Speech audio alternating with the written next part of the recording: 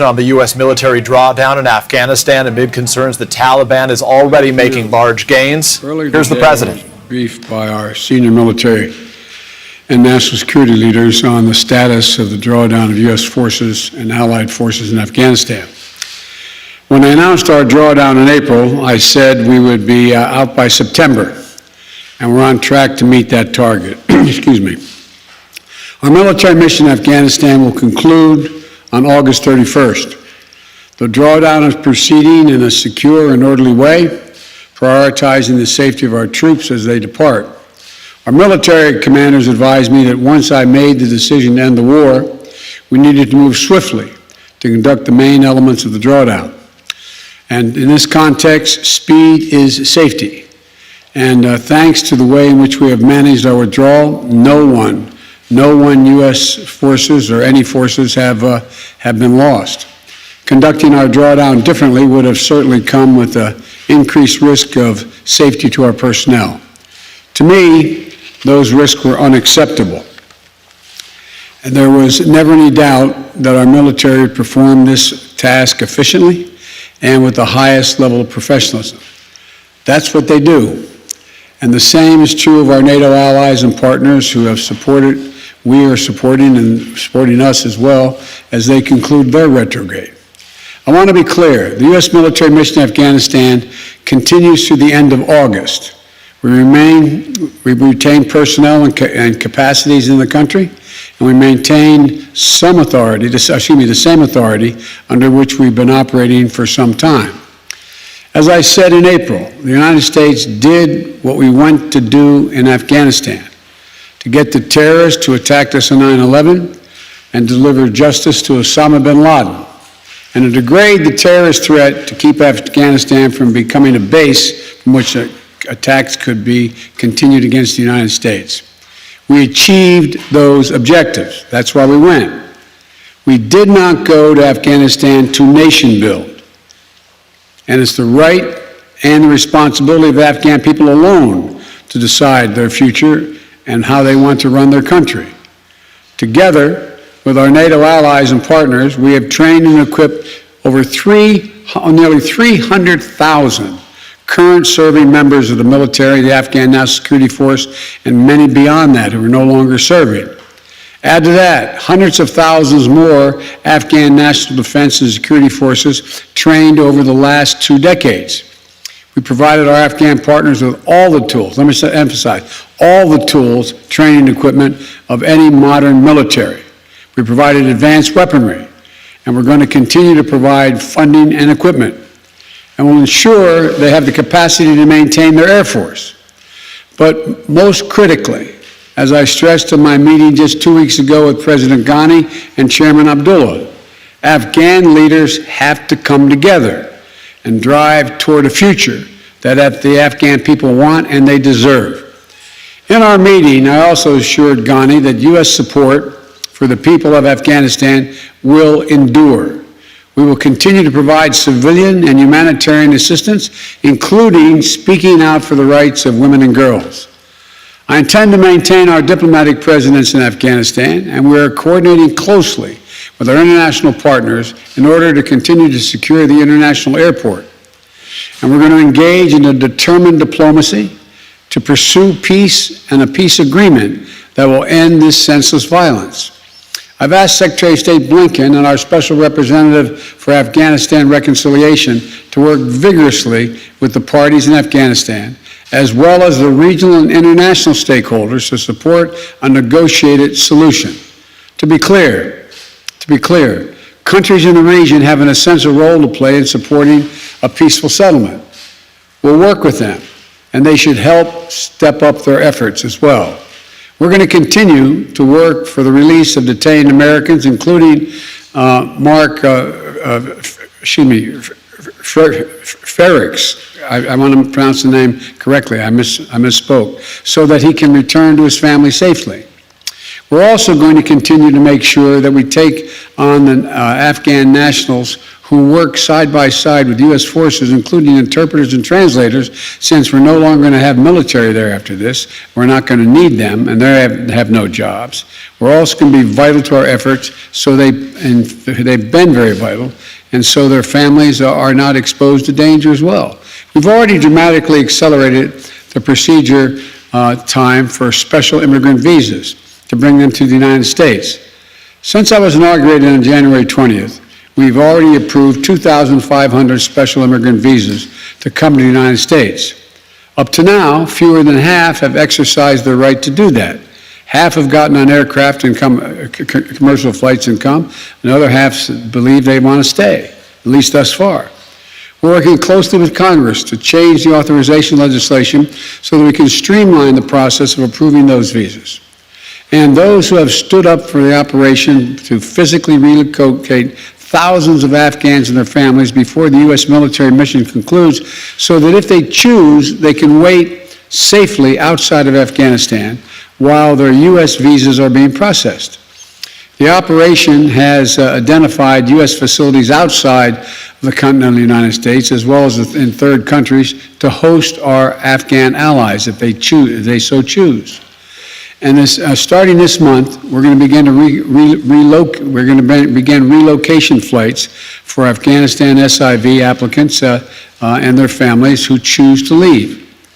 We have a point person in the White House and at the State Department-led task force coordinating all of these efforts.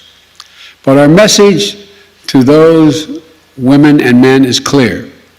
There is a home for you in the United States if you so choose, and we will stand with you just as you stood with us.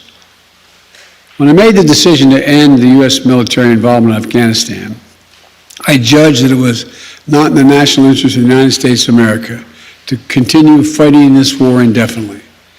I made the decision with clear eyes, and I'm briefed daily on the battlefield updates. But for those who have argued that we should stay just 6 more months or just 1 more year, I ask them to consider the lessons of recent history. In 2011, the NATO allies and partners agreed that we would end our combat mission in 2014. In 2014, some argued 1 more year. So we kept fighting. We kept taking casualties. In 2015, the same, and on and on.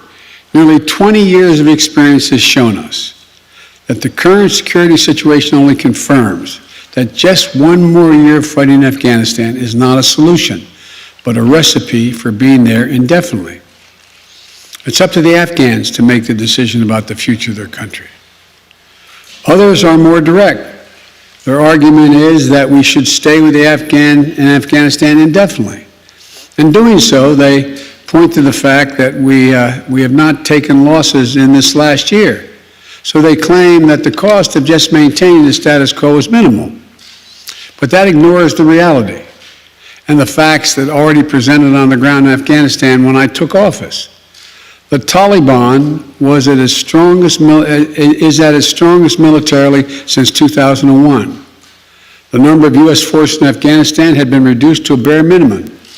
And the United States and the last administration made an agreement with the Taliban to remove all our forces by May 1 of this year. That's what I inherited. That agreement was the reason the Taliban had ceased major attacks against U.S. forces. If in April I had instead announced that the United States was going back on that agreement made by the last administration, the United States and allied forces would remain in Afghanistan for the foreseeable future, the Taliban would have again begun to target our forces. The status quo was not an option. Staying would have meant U.S. troops taking casualties. American men and women back in the middle of a civil war. And we would run the risk of having to send more troops back into Afghanistan to defend our remaining troops.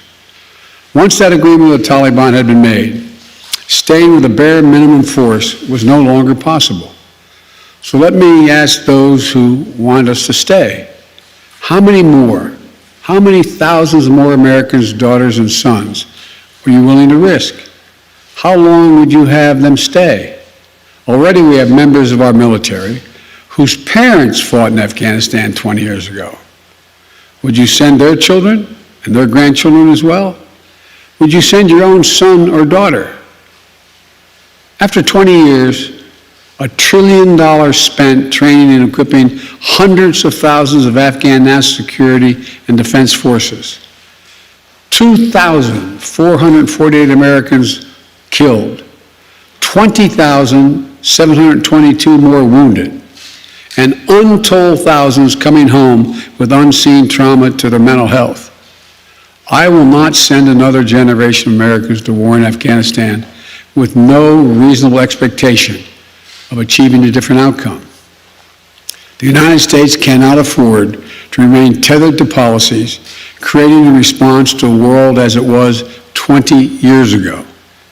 We need to meet the threats where they are today. Today, the terrorist threat has metastasized beyond Afghanistan.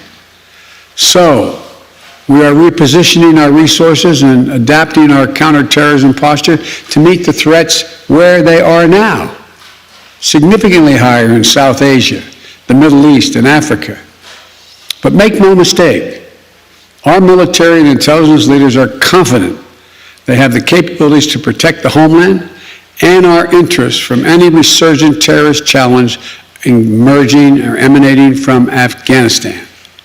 We are developing a counterterrorism over-the-horizon capability that will allow us to keep our eyes firmly fixed on any direct threats to the United States and the region and act quickly and decisively if needed. We also need to focus on shoring up America's core strengths to meet the strategic competition with China and other nations that is really going to determine our future. We have to defeat COVID-19 at home and around the world. Make sure we're better prepared for the next pandemic or biological threat. We need to establish international norms for cyberspace and the use of emerging technologies. We need to take concerted action to fight existential threats of climate change.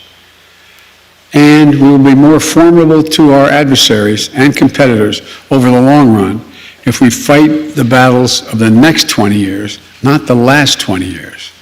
Finally, I want to recognize the incredible sacrifice and dedication that the U.S. military and civilian personnel serving alongside our allies and partners have made over the last 2 decades in Afghanistan.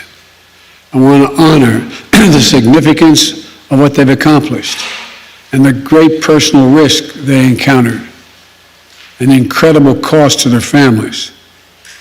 Pursuing the terrorist threat through some of the most unforgiving terrain on the planet, I've been almost throughout that entire country, ensuring there hasn't been another attack on the homeland from Afghanistan for the last 20 years, taking out bin Laden.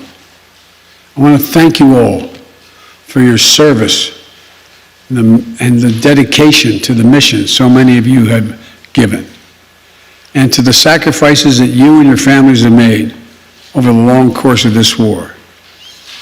We'll never forget those who gave the last full measure of devotion for their country in Afghanistan, nor those whose lives have been immeasurably altered by wounds sustained in the service of their country. We're ending America's longest war, but we'll always, always honor the bravery of the American patriots who served in it. May God bless you all, and may God protect our troops. Thank you. Mr. President, do you trust the Taliban, Mr. President? Is the Taliban takeover of Afghanistan now inevitable? No, it is not. Why? Because you have the Afghan troops have 300,000 well-equipped as any army in the world, and an air force, against something like 75,000 Taliban. It is not inevitable. Do you trust the Taliban, Mr. President? Do you trust the Taliban, sir? Is that a serious question? It's absolutely a serious question. Do you trust the Taliban? No, I do not. Over the country to the Taliban? No, I do not trust the Taliban. So why are you Is the U.S. responsible for the death of Mr. President, will you amplify that question, please? Will you amplify your answer, please, why you don't trust the Taliban? It's a silly question. Do I trust the Taliban? No. But I trust the capacity of the Afghan military, who is better trained, better equipped, and more competent in terms of conducting war. Yes, ma'am. Thank you, Mr. President. Given the amount of money that has been spent and the number of lives that have been lost, in your view, with making this decision, were the last 20 years worth it? You know my record. I can tell by the way you asked the question. I opposed permanently having American forces in Afghanistan. I argued from the beginning, as you may recall. It came to light after the administration was over, lasted our administration. No nation has ever unified Afghanistan. No nation. Empires have gone there and not done it. The focus we had, and I strongly supported, and you may remember, I physically went to Afghanistan. I was up in that pass where Osama bin Laden was allegedly escaped or out of harm's way. We went for two reasons. One, to bring Osama bin Laden to the gates of hell, as I said at the time. The second reason was to eliminate al-Qaeda's capacity to deal with more attacks in the United States from that territory. We accomplished both of those objectives, period. That's what I believed from the beginning, why we should be and why we should have gone to Afghanistan. That job had been over for some time. And that's why I believe that this is the right decision and, quite frankly, overdue.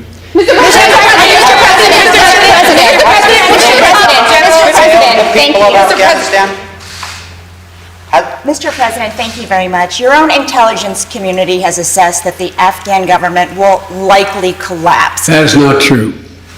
Can you please clarify what they have told you about whether that will happen or not? That is not true. They did not reach that conclusion. So what is the level of confidence that they have that it will not collapse? The Afghan government and leadership has to come together. They clearly have the capacity to sustain the government in place. The question is, will they generate the kind of cohesion to do it? It's not a question of whether they have the capacity. They have the capacity. They have the forces. They have the equipment. The question is, will they do it? And I want to make clear what I made clear to Ghani, that we are not going to walk away and not sustain their ability to maintain that force. We are. We're going to also work to make sure we help them in terms of everything from food necessities and other things in the region. But there is not a conclusion that, in fact, they cannot defeat the Taliban. I believe the only way there's going to be, this is now Joe Biden, not the intelligence community, the only way there's ultimately going to be peace and security in Afghanistan is that they work out a modus vivendi with the Taliban and they make a judgment as to how they can make peace. And the likelihood there's going to be one unified government in Afghanistan controlling the whole country is highly unlikely. Mr. President, thank you. But we have talked to your own top general in Afghanistan, General Scott Miller. He told ABC News the conditions are so concerning at this point that it could result in a civil war. So if Kabul falls to the Taliban, what will the United States do about it? Look, you've said two things. One, that if it could result in a civil war, that's different than the Taliban succeeding, number one. Number two, the question of what will be done is going to be implicated, is going to implicate the entire region as well. There's a number of countries that have a grave concern about what's going to happen in Afghanistan relative to their security. The question is, how much of a threat to the United States of America and to our allies is whatever results in terms of a government or an agreement. That's when that judgment will be made. Mr. President, some Vietnamese veterans see echoes of their experience in this withdrawal in Afghanistan. Do you see any parallels between this withdrawal and what happened in Vietnam with some people feeling? None whatsoever. Zero. What you had is you had entire brigades breaking through the gates of our embassy. 6, if I'm not mistaken. The Taliban is not the North Vietnamese army. They're not remotely comparable in terms of capability. There's going to be no circumstance where you see people being lifted off the roof of an embassy of the United States from Afghanistan. It is not at all comparable. Mr. I'll go the other side. Hang on a second. Mr. President, how serious was the corruption among the Afghanistan government to this mission failing there? Well, first of all, the mission hasn't failed yet. There is, in Afghanistan, in all parties, there's been corruption. The question is, can there be an agreement on unity of purpose? What is the objective? For example, it started off there were going to be negotiations between the Taliban and the Afghan National Security Forces and the Afghan government. That didn't come to fruition. So the question now is, where do they go from here?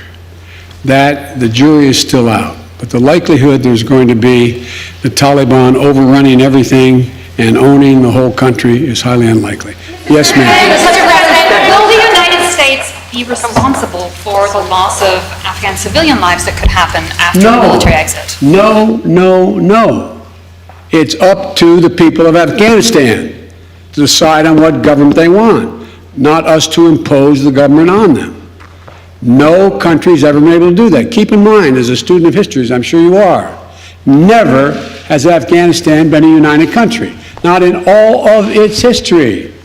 Not in all of its history. Mr. President,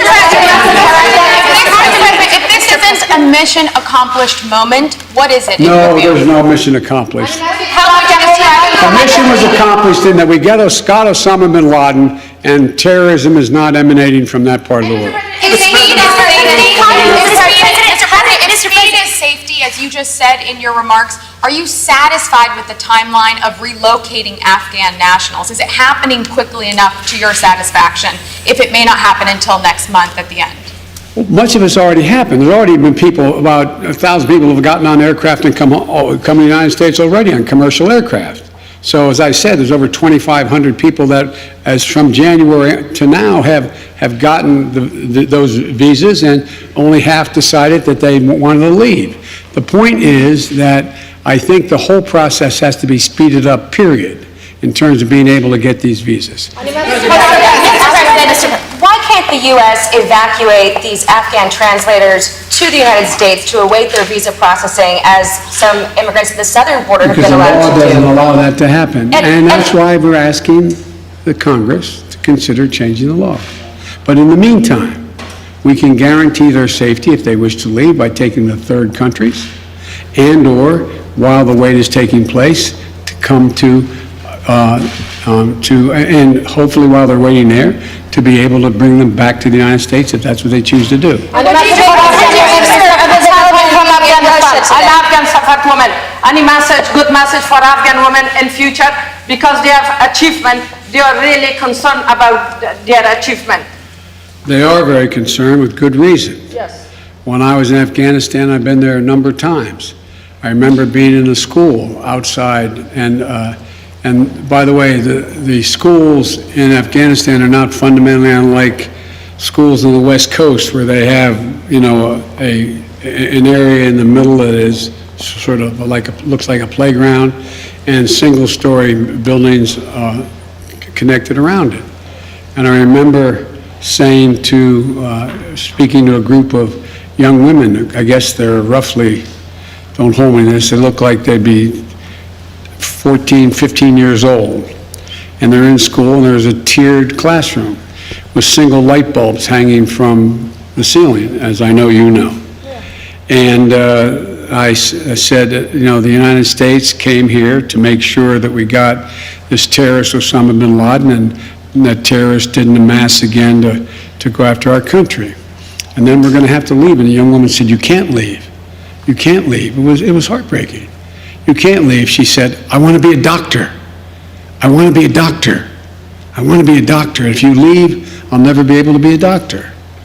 Well, that's why we spent so much time and money training the Afghan security forces to do the work of defending that. Anyway, so yes, I'm aware. I'm going to take one more question. You've been listening to President Biden updating Americans on the U.S. withdrawal of its troops from Afghanistan. The president taking questions from reporters, also announcing an accelerated timeline for that withdrawal, saying the U.S. military mission in that country would now end before 9/11, the anniversary this year, by the end of August, in fact, he said, saying the drawdown so far has been secure and has been orderly. Our chief foreign correspondent is Richard Engel. He has been joining us from Afghanistan right now. And Richard, we just heard the president say that the Taliban takeover is not inevitable. Actually, I want to turn to Kelly O'Donnell, who's at the White House right now, who's been watching with me as well. Kelly, the president said that the Taliban takeover is not inevitable. Nonetheless, he is facing a lot of pressure and Republican criticism right now, given new Taliban gains in that country. In many ways, Peter, this speech and the questions and answers the president offered were about addressing the questions and criticism and concerns in the public and certainly among some of his political adversaries about this position he is taking as commander-in-chief. He is saying that while the world and experts on the ground are seeing an advance of the Taliban, he is arguing that it is not inevitable that Kabul would fall and that the entire country would be in Taliban hands. That will be a statement that will be judged against the near-term future once U.S. forces have even further reduced their capacity there. There will still be some diplomatic work. There will be counterterrorism forces that will be available for any needs in Afghanistan. But as you've heard the president outline, he believes the job was done a long time ago and that there isn't a military solution for the U.S. in Afghanistan. And he put it in very personal terms to the American people: would you send your own son or daughter? He acknowledged that there are prices to be paid and challenges ahead by making this decision. There is the ongoing effort to remove Afghan nationals who've been serving as translators, interpreters, and allied with the United States, supporting U.S. forces there. That job is over, and getting them out safely is a big task into the many thousands of individuals and their families. Also talking about the real-life threat to women and girls, and the president putting that right back on the Afghan people to say they must have their own government, they must be under self-rule, and it is not a job for the American people through their U.S. military. Bloodshed that may come, he says, is not the responsibility of the United States. He also noted this is not a mission accomplished moment.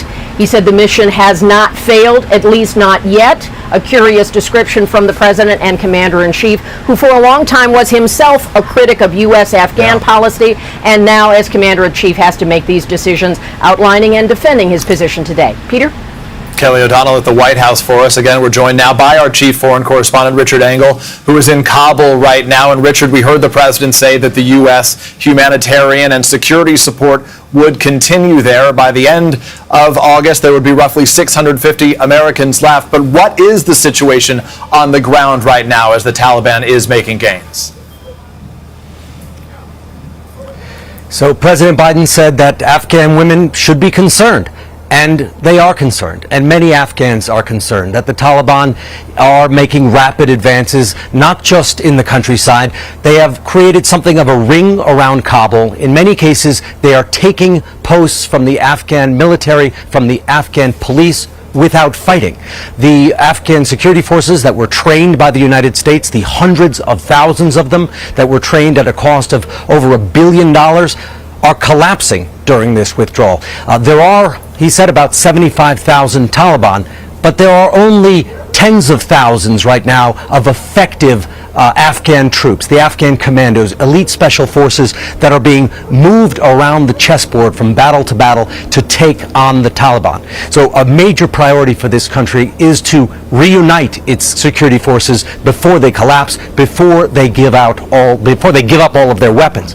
Another key point President Biden talked about: this country in the future no longer being a springboard for international terrorism, and that this will be handled over the horizon, that the U.S. will drone Al-Qaeda or drone ISIS or drone whatever, or airstrike, whichever terrorist group emerges from here.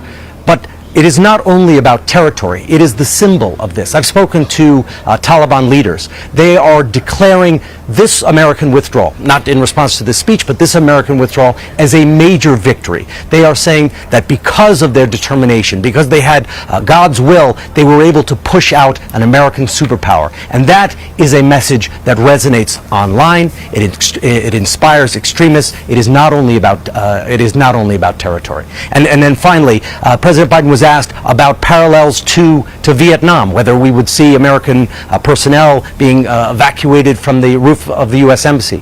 Many Afghans I've spoke to see more of a parallel with Iraq, that the U.S. pulled out all of its forces from Iraq. The security forces there similarly collapsed, and you saw the rise of ISIS. And they worry here we're going to see a similar pattern, that the security forces are already collapsing. Extremists, including Al-Qaeda, are returning to this country, and they worry that once again, because of the space here and because of the symbolism, that this country and what is happening now will encourage terrorism.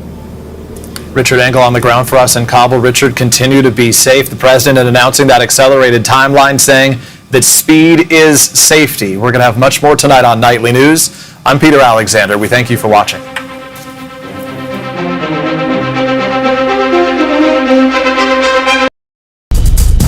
Welcome back. Some of the stories